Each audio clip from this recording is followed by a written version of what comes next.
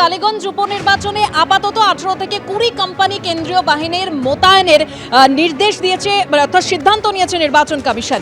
আগামী সপ্তাহের মধ্যে রাজ্যে আসবে কেন্দ্রীয় বাহিনী, এরকমই কমিশন সূত্রে খবর পাওয়া যাচ্ছে।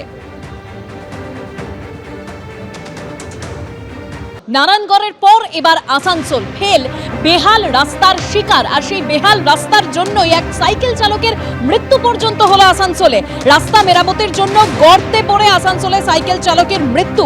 আসানসোলের মিঠানি গ্রামে রাস্তা মেরামতির জন্য বিশাল বিশাল গর্ত, রাস্তায় বিশাল গর্ত আর সাইকেল চালকের মর্মান্তিক মৃত্যু সেই গর্তে পড়ে।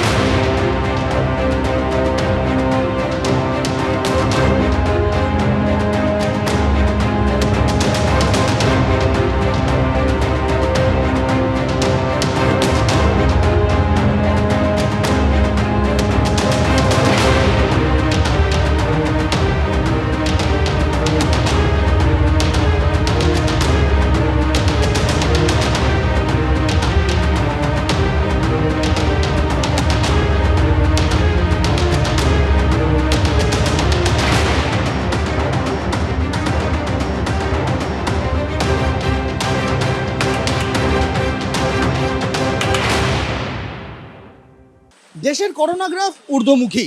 257 থেকে গত 7 দিনে দেশে অ্যাক্টিভ করোনা আক্রান্তের সংখ্যা বেড়ে হয়েছে 1009।